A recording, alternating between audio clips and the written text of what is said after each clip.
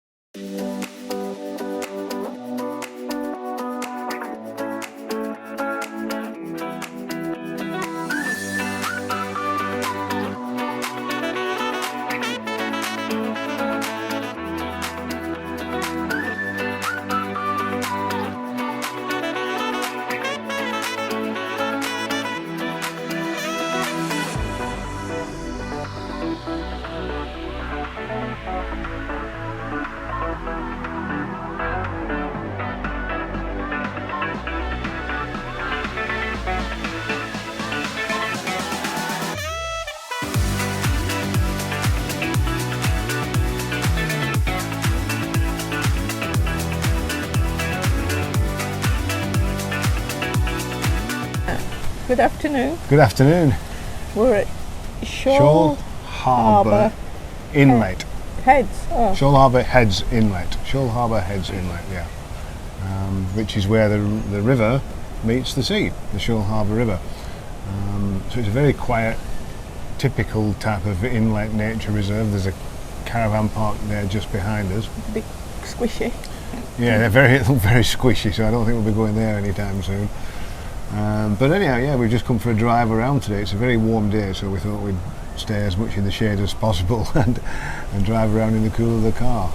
When we're finished here, we're going to go on the Grand Pacific Drive all the way back up to Wollongong. So I'm looking forward to that, because that will be a bit different to going up on the freeway, the Grand Pacific Drive. Might be a bit windy, but we'll see. Yeah, that's the worrying bit. Windy. The windy bit. And take me ginger. Anyhow, so yeah, it's a beautiful day. It's nearly 30 degrees, and we'll catch you later. Bye.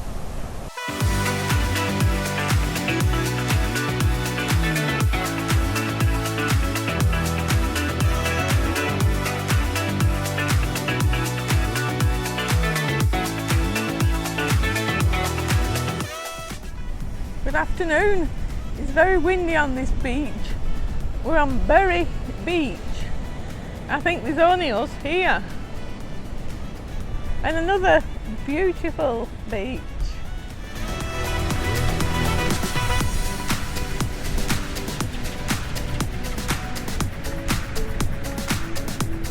Another beautiful view of the Pacific Ocean again.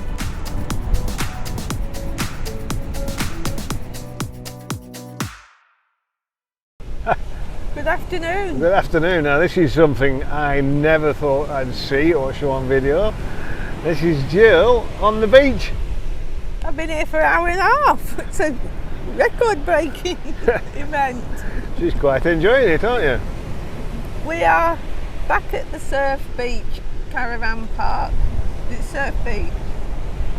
Surf Life Saving Club Beach Caravan Park. And we've come down on the beach this afternoon. Pete's been in for a swim. I've been in for a paddle. And yeah, we're staying here for 10 days because everywhere along this coast is booked out. So we come back here. So we came back here because we could at least get in. So we're going to stay for 10 days, maybe even longer, maybe 14 days, we'll see. And use this as a base for exploring around here. But actually, for the first time in a very, very long time, we quite enjoy just sitting on the beach. And Pete says he hasn't been in the sea in Australia. Pete says what? You haven't been in the sea in Australia while you've been here? No. Although I can say I went in St Kilda. even though I only paddled up to my knees. But I've been in the sea. And I've now been for a swim in the Pacific Ocean in Australia. I think that's probably the first time since we arrived here over 20 years ago. So there you go. Anyhow, it's time I showed you around the outside of the caravan. So we'll go back to the caravan shortly, we'll dry off, and I'll give you a tour of the outside of the van. See you soon. Bee's going for a swim now. I'm just going to stand here and paddle.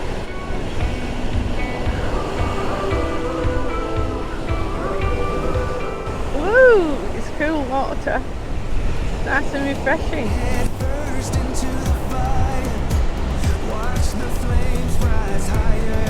I can hardly stand still, it's that windy.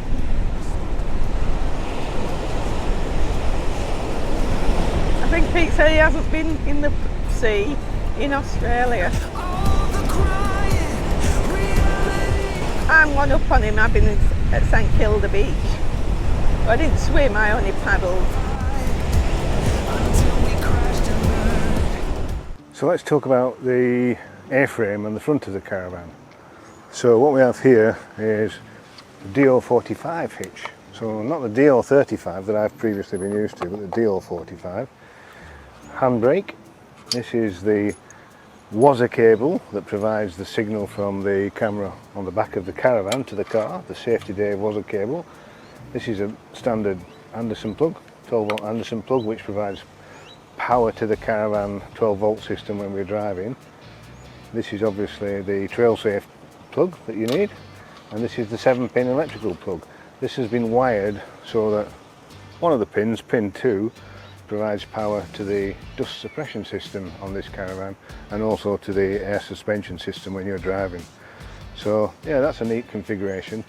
This is the Bulldog jack. I love this. I just use this for raising the caravan. I never use the jockey wheel.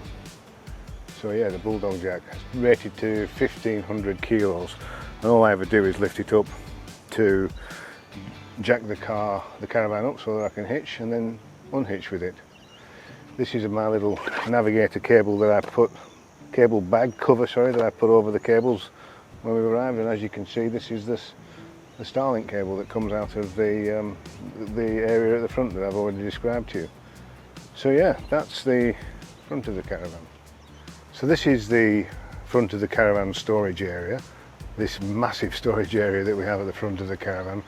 And on the right hand side, as you look at the caravan, when you lift it up, we have the gas bottle, which provides gas for the kitchen, the outside kitchen, Jill's outside kitchen, and the barbecue if ever we use it. And on the left hand side here, you can just see the diesel storage tank, and that provides the fuel for the hot water system and also for the heating system. We haven't yet worked out how much diesel it uses, but I did fill it before we set off on this initial trip, and it's about a third full now. So we've used about 2/3 of the diesel tank, which holds 12 litres, in the space of 3.5–4 weeks. But we did use the heating on at night time when it was really cold in Benalla, so we'll see how we go with that. On the left hand side of the storage area is the space for the jerry cans. There is space for 2 jerry cans, which I haven't used yet, although I will be getting a diesel jerry can to give me the ability to fill up the diesel tank that I've just talked about. So yeah, it's the 2 jerry can holders, so you can probably see them here and here, but at the moment I've just got it full of all sorts of rubbish and junk. Neither this left hand side nor the right hand side are completely waterproof, so when you get a downpour or a storm, as we did last night, they do get water in them, so I have to make sure I put in there things that are not going to be affected by the water. And this central area, which is marine carpeted, so it's completely waterproof, is fabulous for storage. So this is the Star Power system, which I talked about in one of our earlier videos, and the 3 Anderson plugs, but everything in here is like great for storage. The only thing that you miss out on is length, but in terms of depth and width it's fantastic, and as I say, it's marine carpeted, so it's completely and utterly waterproof. It's a fabulous storage area, and all I do when I've finished Just bring the lid down and close it like that. Perfect. So this area is the right side, the driver's side of the caravan. As you can see, Mountain Trail have designed it very specifically to have very smooth lines. So there's very little intrusion. This is the tunnel boot, which I'll show you in a second. So this is tank 1, water tank 1, which holds 85 litres I believe. This is the 15 amp power inlet. This is water tank 2, which is 125 litres. And this is water tank 3, which is another 85 litres. And this is the mains water feed. And this of course is the toilet cassette. So as you can see, we're on mains water at the moment. And this is the grey water outlet, which runs directly through to the grey water tank. Not the tank, directly through to the grey water drain. So yeah, and we've got bathroom window, kitchen window, bedroom window. So in here is the tunnel boot, the other side of the kitchen, the swing out kitchen. So I use this for storing all my hose pipes and drills. This is Jill's air fryer, who, believe it or not, lives in here, and hose pipes and my compressor. So that's about the depth of it. That makes sense. Again, it's marine carpeted, so the quality of it is very good and it's completely waterproof. So you miss out on the length. You can't store long poles and things because of the kitchen, but other than that, it's a great little storage area.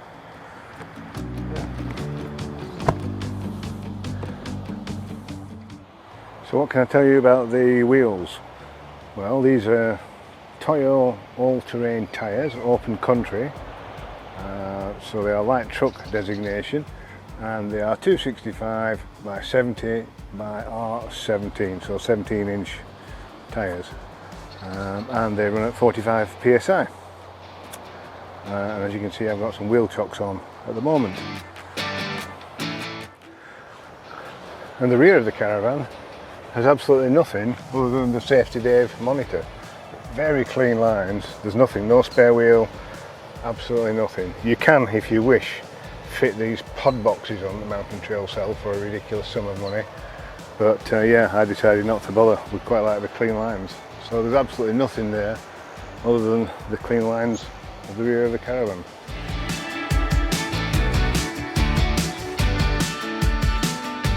Okay, so as you can see here, we have a My Cool Man fridge.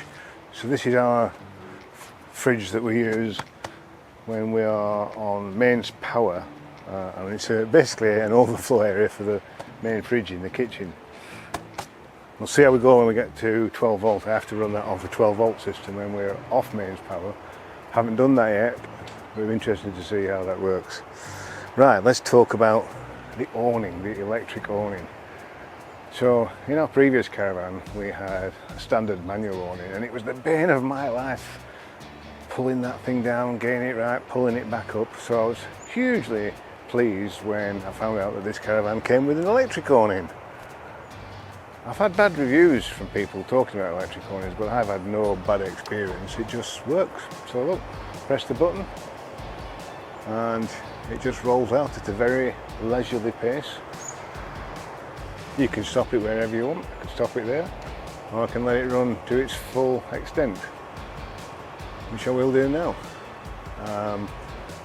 And when the wind gets up, you just bring it back in. There, that's its normal extended length. What you can also do is adjust the tilt. So at the moment, it's quite flat. So what I can do is I can bring it down and adjust the tilt on it, the tilt angle. And it's quite simple. That's that side.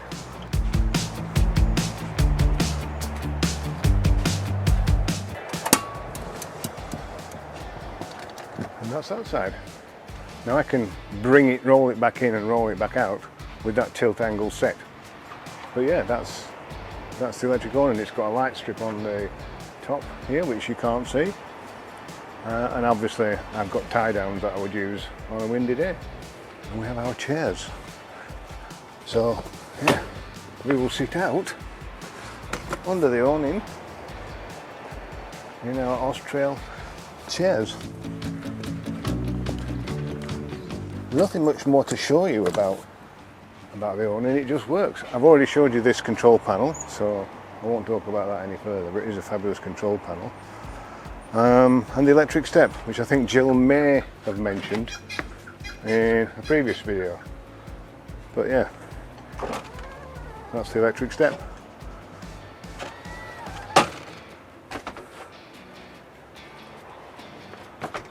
And that's it.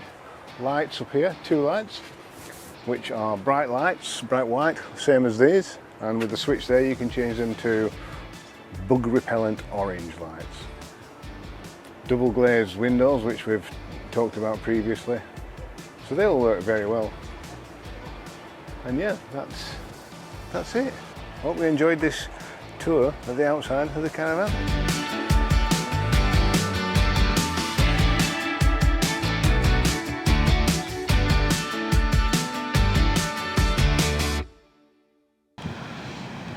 Hi, I hope you enjoyed Pete's walk around the caravan.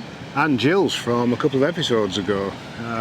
So one of the things that we wanted to say about the Mountain Trail was the handover that we got was absolutely excellent, very thorough, and lots of information passed over to us. No rush, nothing, he just told us everything we needed to know really. And very pleasingly, when we got home, we found that there was no loose screws, no bits of sawdust, no razor blades, no bits of cupboards not quite fixed correctly, which was the case when we had another caravan. When we had our previous caravan, the JB. Did I say that? JB. So yeah, I just wanted to say that right at the outset.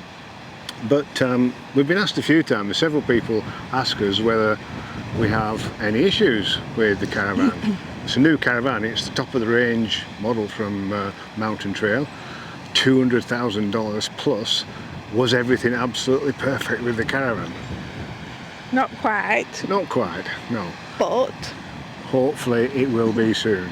So we had 3 issues that we are dealing with. The first one was an issue with the control system of the air suspension, and I have to say the guys at Mountain Trail did a fabulous job remote supporting me to get the thing working again, and it seems to be working, so that's a good thing.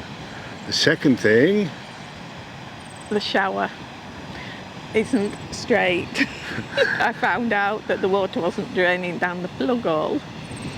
So the shower, unfortunately, the shower tray has been fitted and it is sloping to the back of the tray. So when the caravan is level, and I've leveled it with my spirit level, the shower tray is not. So when you have a shower, the water pools at the back of the shower tray. So that's disappointing, and I'm disappointed that from a quality control perspective that got through without anybody picking up on it. So yeah. And the third thing is the stone composite bench tops, which are an expensive optional extra. When we got the caravan home after the handover, we found that there was a mark in the bench tops. It's as if something had been dropped on it, a sharp implement had been dropped on it, and somebody had tried to sand over it, which was even more disappointing, that somebody clearly knew about this issue and allowed it to go through. Anyhow, they have promised to make things right. Yes, they have promised to make. With every confidence that they will. So the caravan goes in for its first service in about 10 days time, and they want to keep the caravan for 6 days. 6 days to correct it. To correct all this stuff. So they're going to redo the entire kitchen bench tops, and they're going to obviously straighten out the shower tray and reseal it, and they've got to have the seal has to set for 36 hours, etc, etc. So in their defence, they've been very proactive about wanting to remedy these issues, so they get 10 out of 10 for customer service and proactivity, but 1 out of 10 for allowing these things to happen in the top of the range luxury $200,000 plus caravan in the first place. It's a little bit disappointing, but we love the caravan in every other respect. We love the caravan, definitely. It's fabulous, and I have to say it was handed over to us, apart from those faults, in an absolutely pristine condition. a far cry from our previous caravan. So can we recommend Mountain Trail? Yeah, I think so. Absolutely, yeah. So thank you, team at Mountain Trail. Yeah. We'll see you soon. Bye.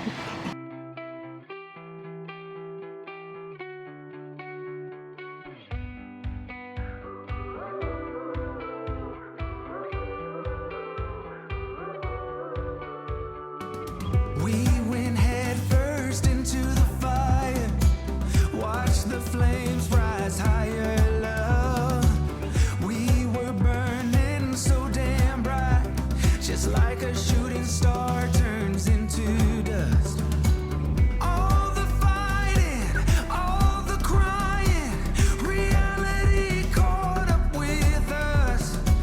We went head first into the fire until we crashed and burned.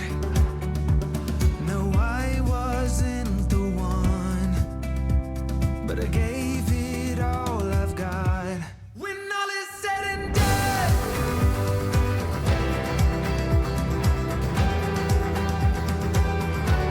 when all is said and done,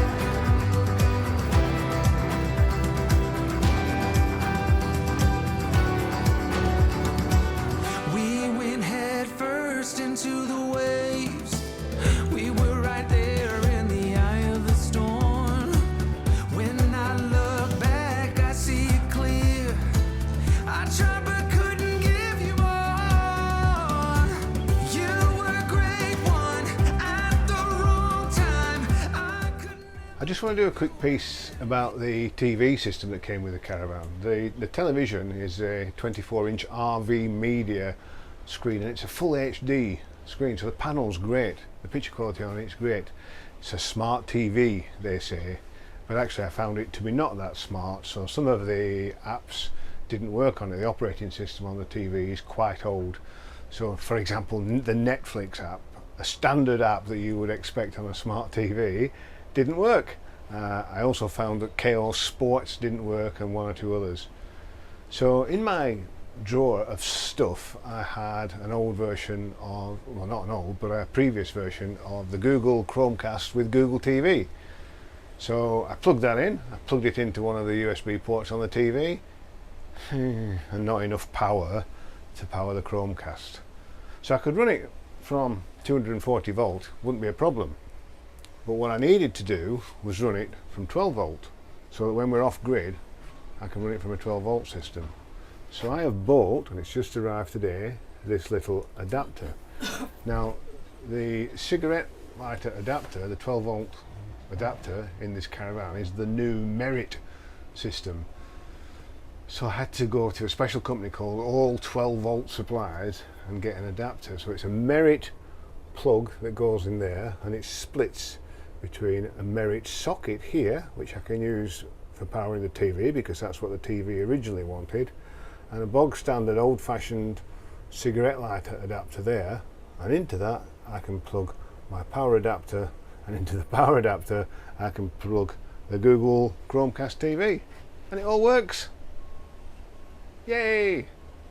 So I hope that's useful to anybody who has a similar type of problem. Catch you later. Take two. Good afternoon. Good afternoon. Well, that's the end of episode 3. Hope you've enjoyed it. We have. Yeah. So we're going to finish this little video segment with a few photos that Jill took of me when she took me to a craft brewery and bought me some craft beer. A very quick visit because you couldn't sample it because No, you couldn't drive. You were driving. I'm driving, yeah. But in fact I haven't sampled any of that beer yet because the day we got home the weather changed and it's been quite cool. But I believe that's going to change in the next few days, so I'll sample that beer soon. Good. So after Wollongong here, we're off back to Albury to drop the Caravan off for its infamous first service and the repair to the bits of things that we talked about in this video. So we'll let you know how we get on with that. Don't forget to Like and subscribe. and we'll see you soon. Bye.